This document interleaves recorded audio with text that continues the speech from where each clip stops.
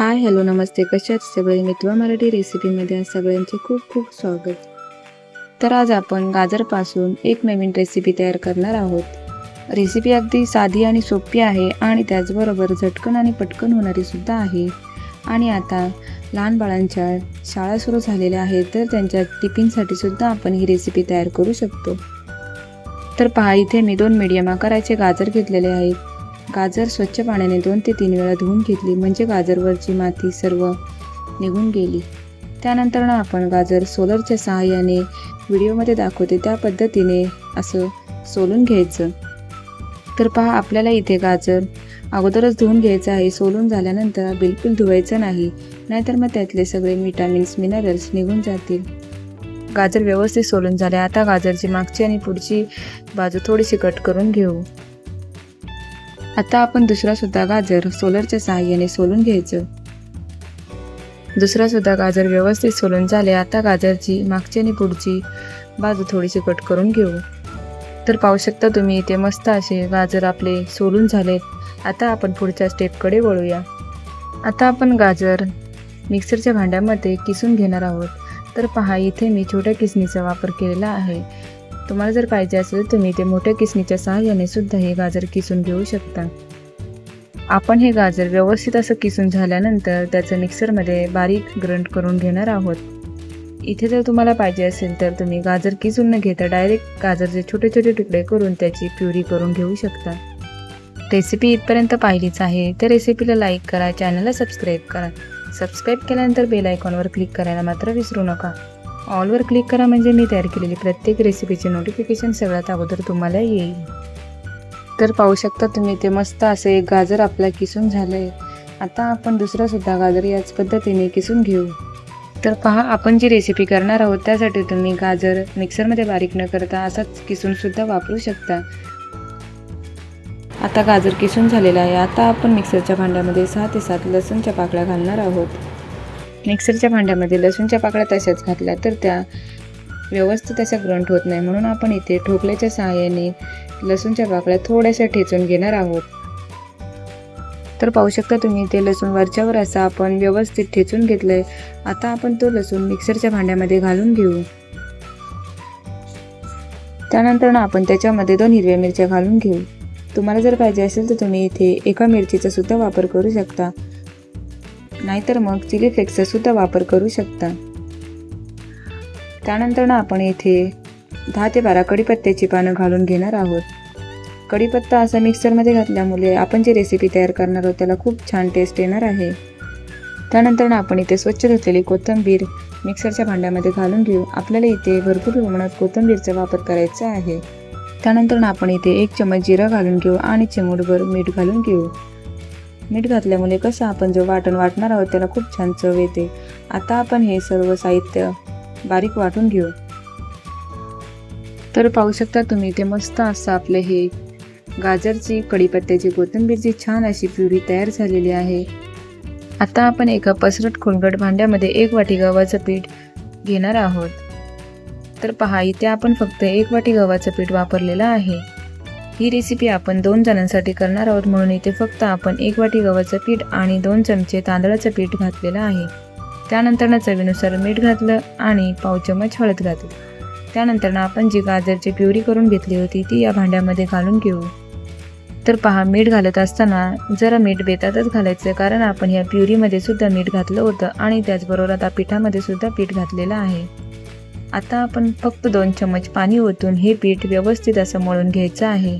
तर पहा, आपल्याला इथे फक्त 2 ते 3 चमच पाणी घालूनच हे पीठ मळून घ्यायचं आहे, कारण आपण पिठामध्ये प्युरी सुद्धा घातलेली आहे. त्यामुळे आपण इथे कमी पाण्याचा वापर करून हे पीठ व्यवस्थित मळून घ्यायचं आहे. जास्त पाणी घातलं तर आपली ही रेसिपी फसू शकते, म्हणून इथे पाण्याचा व्यवस्थित वापर करायचा आहे. तर पहा, आपलं व्यवस्थित असं हे पीठ मळून झाले. आता आपण 1 चमच तेल घेऊन आपण हे पीठ परत थोडंसं मळून घेऊ. तर पाहू शकता तुम्ही, मस्त असं आपलं हे पीठ व्यवस्थित मळून झाले. आता आपण झाकण ठेवून 10 मिनिटासाठी हे पीठ मुरायला ठेवू. 10 मिनिटं झालेले आहेत. आता आपण पिठावरचं झाकण काढून घेऊ.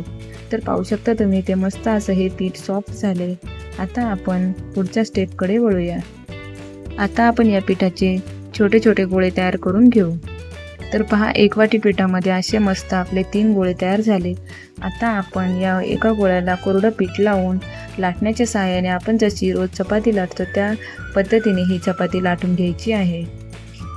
तुम्हाला जर रेसिपी आवडली असेल तर तुम्ही एक लाईक आणि एक सबस्क्राईब नक्की करा, कारण तुमचं एक लाईक एक सबस्क्राईब नवीन यूट्यूबरसाठी लाख मोलाचे असते.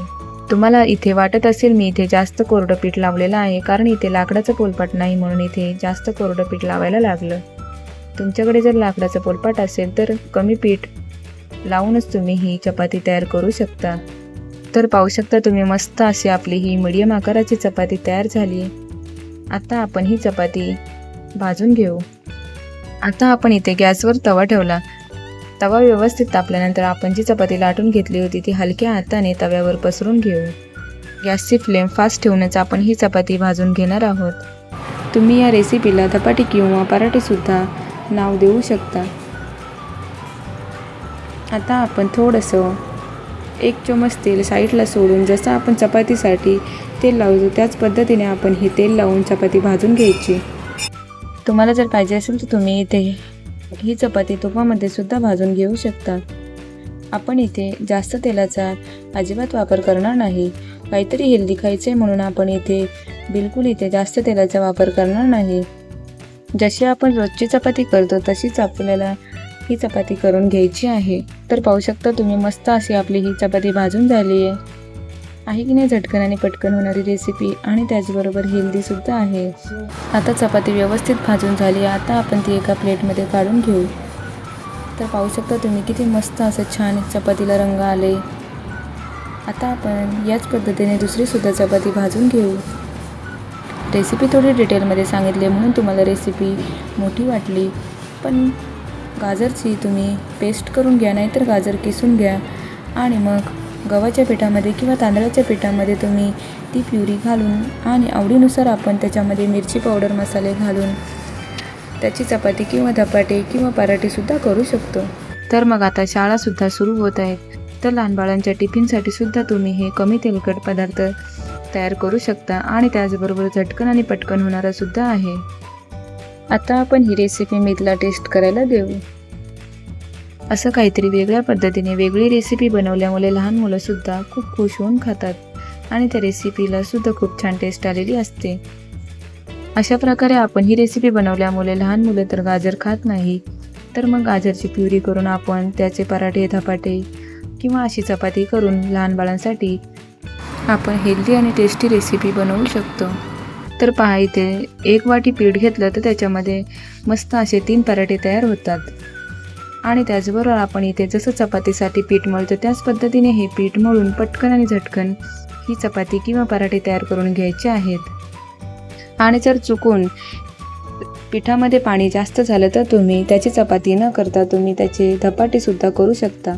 म्हणजे तव्यामध्ये थोडंसं तेल घालून आणि मग तव्यामध्ये पिठाचा गोळा ठेवून 4 बोटांच्या सहाय्याने हलक्या हाताने पसरवून त्याचे तुम्ही धपाटे तयार करू शकता. अशाच मस्त चमचमीत, झणझणीत आणि गोड रेसिपीसाठी मितवा मराठी रेसिपीला सबस्क्राईब करा आणि त्याचबरोबर बेल आयकॉनवर क्लिक करा. पुन्हा भेटत अशाच एका नवीन रेसिपीमध्ये. तोपर्यंत बाय बाय. धन्यवाद.